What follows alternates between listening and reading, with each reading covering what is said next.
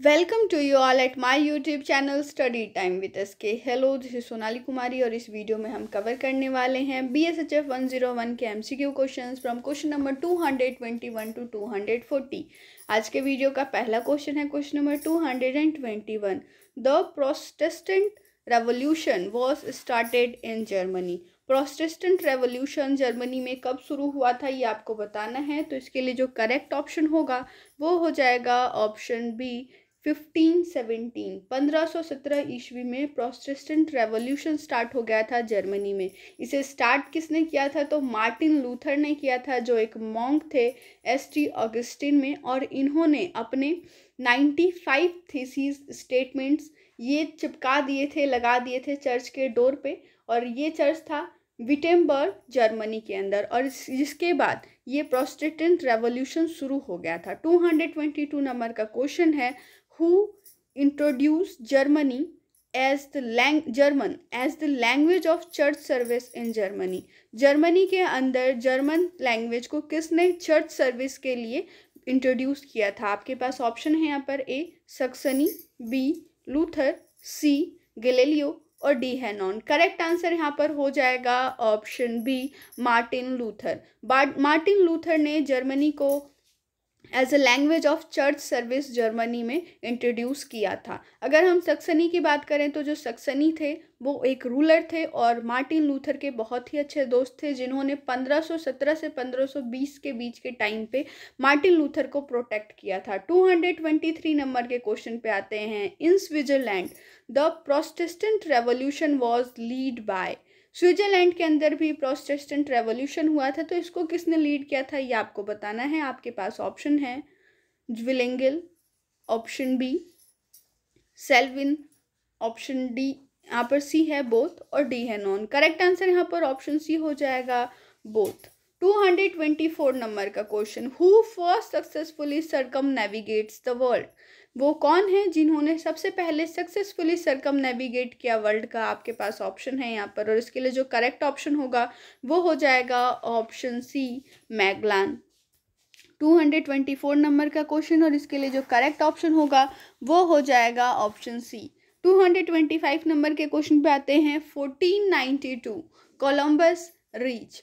1492 में कोलंबस कहाँ पहुँचे थे ये आपको बताना है। आपके पास ऑप्शन है यहाँ पर A India, B America, C Africa और डी है नॉन। करेक्ट आंसर यहाँ पर ऑप्शन बी हो जाएगा अमेरिका। ये भी कहा जाता है कि 1492 में कोलंबस ने अमेरिका को डिस्कवर किया। तो क्वेश्चन कुछ भी बन सकता है। आगे बढ़ते हैं 226 नंबर के क्वेश्चन की तरफ और यहाँ से इंडिया की तरफ हम आ रहे हैं। 1858 विच queen assumed the responsibility of direct rule over India। आपको पता है कि बैटल ऑफ पलासी हुआ था जिसके अंदर इंडियंस हार गए थे। जब इंडिया को डिफीट किया ब्रिटेन ने तो 1858 में एक क्वीन है जिन्होंने डायरेक्ट रूल करने की इंडिया के ऊपर रिस्पॉन्सिबिलिटी ली। आपके पास ऑप्शन है ए एलिजाबेथ, बी विक्टोरिया, सी लक्ष्मीबाई और डी है रजिया सुल्तान। करेक्ट आंसर यहाँ पर हो जाएगा option B Victoria. Queen Victoria ने यहाँ पर रिस्पॉन्सिबिलिटी ली थी to direct over India. 227 number का क्वेश्चन है, cultivation was introduced by the British in India. इसमें से वो कौन सा कल्टीवेशन है, कौन सी फसल है जो ब्रिटिश ने भारत में इंट्रोड्यूस की थी? आपके पास ऑप्शन है ए टोबैको, बी पोटैटो, सी पीनट्स और डी है all of these. Correct answer यहाँ पर ऑप्शन डी हो जाएगा ऑल ऑफ दीज। टोबैको, तंबाकू, आलू और पीनट्स, इन्हें हमारी कंट्री में इंट्रोड्यूस करने वाले ब्रिटिश हैं। अमेरिका से ये सारी चीज़ें हमारे भारत में आई थी। आगे बढ़ते हैं। 227 नंबर का क्वेश्चन है यहाँ पर, हु ऑब्जर्व इंडियन सब continent was a region in which per capita income was relatively low in the century before 1800। ऐसा वो कौन है जिन्होंने इस चीज़ को ऑब्जर्व किया कि इंडियन सब कॉन्टिनेंट के अंदर इस रीजन में जो पर कैपिटा इनकम है वो काफ़ी कम है अगर हम 18th सेंचुरी के रिलेटिवली बात करें। आपके पास ऑप्शन है यहाँ पर A Morris D Morris, B WH Moreland, C European travellers और डी है ब्रिटिश फैक्ट्री। इसके लिए जो करेक्ट ऑप्शन होगा वो हो जाएगा option A Morris D Morris. 229 number का क्वेश्चन। और एक और चीज़ कि मैरिज डी मॉरिस हो, चाहे WH मॉर्लैंड हो, यूरोपियन ट्रेवलर्स हो, या फिर ब्रिटिश फैक्ट्री के जो रिकॉर्ड्स हैं उनके अंदर भी ये संक्षिप्त में कहा गया है कि इंडिया जो है, जब ब्रिटिश ने इंडिया को कंकर्ड किया था उस वक्त अंडर डेवलप्ड था। आगे बढ़ते हैं अगले क्वेश्चन के अंदर। 229 नंबर का question, who wrote India is pivot of our empire, if empire loses any other part of the dominion we can survive, but if we lose India the sun of our empire will be set। ऐसा किसने कहा कि जो India है वो अगर हम खो देते हैं तो हमारे एम्पायर का जो सूर्य है वो अस्त हो जाएगा। आपके पास यहाँ पर ऑप्शन है और इसके लिए जो करेक्ट ऑप्शन होंगे वो हो जाएगा ऑप्शन ए, लॉर्ड कर्जन। ऐसा लॉर्ड कर्जन का कहना था। आगे बढ़ते हैं। 230 नंबर का question, who observed deindustrialization of India in 1840। 1840 में ये किसने ऑब्जर्व किया कि इंडिया में डी इंडस्ट्रियलाइजेशन शुरू हो गया है। आपके पास यहाँ पर ऑप्शंस हैं आपकी स्क्रीन पर और इसके लिए जो करेक्ट ऑप्शन होगा वो हो जाएगा ऑप्शन डी, सर चार्ल्स टेरिवलिन। और इन्होंने ये ऑब्जर्व किया था कि 1840 के आसपास में डी इंडस्ट्रियलाइजेशन शुरू हो गया था हमारे भारत में। 231 नंबर का question, during 1840 which was the Manchester of India. 1840 के दशक में अगर बात करें तो इस वक्त भारत का मैनचेस्टर कौन था, तो इसके लिए जो करेक्ट ऑप्शन होगा वो हो जाएगा ऑप्शन ए, डेक्का। डेक्का जो था उस वक्त भारत का मैनचेस्टर था। यहाँ पर 1,50,000 की आबादी थी जो घट करके 30 से 40,000 हो गई थी क्योंकि मलेरिया यहाँ पर बढ़ चुका था। 232 नंबर का question, bank of England was established in. Bank of England कब इस्टेब्लिश किया गया था ये आपको बताना है, तो इसके लिए जो करेक्ट ऑप्शन होगा वो हो जाएगा ऑप्शन सी, 1694। 1694 के अंदर बैंक ऑफ इंग्लैंड का गठन किया गया था, इस्टेब्लिशमेंट की गई थी। नेक्स्ट क्वेश्चन पे आते हैं। 233 नंबर का क्वेश्चन ये है, permanent land settlement in 1793 for Bengal, Bihar and Orissa create a class of zamindar. 1793 में परमानेंट लैंड सेटलमेंट आया। आपको बताना है यहाँ पर कि वो कौन लेकर के आए थे, लेकिन उससे पहले थोड़ी सी बात और जान लेते हैं कि ये जो लैंड सेटलमेंट था वो बंगाल, बिहार और उड़ीसा के लिए लाया गया था, जिसने एक नई क्लास को जनरेट कर दिया था, जन्म दे दिया था, और वो क्लास थी जमींदार की। आपके पास अब यहाँ पर ऑप्शन है, A Lord William Bentinck, B Lord Cornwallis, C sir Thomas Munro और ऑप्शन डी है डैनियल थ्रोनर। और इसके लिए जो करेक्ट ऑप्शन होगा वो हो जाएगा क्वेश्चन नंबर 233 के लिए option B, Lord Cornwallis. Lord Cornwallis ने परमानेंट बैंक सेटलमेंट लेकर के आए थे 1793 को, और जो परमानेंट बैंक सेटलमेंट था लॉर्ड कॉर्नवालिस का, उसको लॉर्ड विलियम बेंटिक ने पूरी तरीके से फेलियर घोषित किया था कि ये जो रूल लेकर के आए हैं परमानेंट लैंड सेटलमेंट का, ये पूरी तरीके से फेलियर है, इसके अंदर ऐसा कुछ भी नहीं है जिससे किसी का भला हो सके। 234 नंबर का question, Ryotwari system implemented in Madras Presidency in 1820। 1820 में मद्रास प्रेसिडेंसी के अंदर रैयतवाड़ी सिस्टम लेकर के आया गया था, इम्प्लीमेंट किया गया था। आपको बताना है कि इसका इम्प्लीमेंटेशन किसने कराया।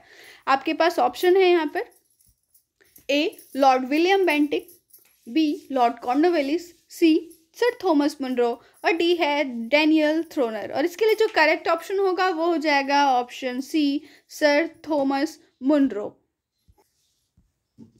और ये जो सिस्टम लेकर के आए थे रैयतवाड़ी सिस्टम, इसके दो फीचर थे, आप फीचर जान लीजिए, ज़्यादा इंपॉर्टेंट है।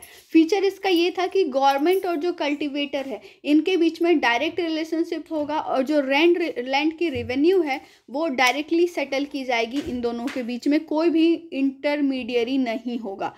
सेकेंड ये था कि जो लैंड रेवेन्यू है ये रीअसेसमेंट किया जाएगा इसका पीरियोडिकली, और लैंड रेवेन्यू से टाइम टू टाइम बढ़ता और घटता रहेगा, जिस तरीके से फसल होगी उस तरीके से लैंड रेवेन्यू देना होगा। तो ये फायदे थे रैयतवाड़ी सिस्टम के। 235 नंबर का question, major cause of famine of 1866 in Bengal and Orissa. Bengal और उड़ीसा के अंदर 1866 के अंदर भूखमरी आई थी जिसे फेमिन कहा जाता है। तो आपको बताना है कि उसका मेजर कॉज क्या था। आपके पास ऑप्शन है यहाँ पर ए इंडिगो, बी राइस, सी ऑयल और डी है नॉन। करेक्ट आंसर यहाँ पर ऑप्शन ए हो जाएगा इंडिगो, यानी नील की खेती। नील की खेती उस वक्त ज़्यादा होती थी चावल और धान की, मतलब जो राइस की खेती है उसके मुकाबले, जबकि जो बंगाल और उड़ीसा है वहाँ पर राइस की काफ़ी अच्छी फसल होती है। तो इस वजह से जब नील की खेती ज़्यादा होने लगी तो खाने की कमी हो गई, और जिसके वजह से 1866 के अंदर एक फेमिन आया।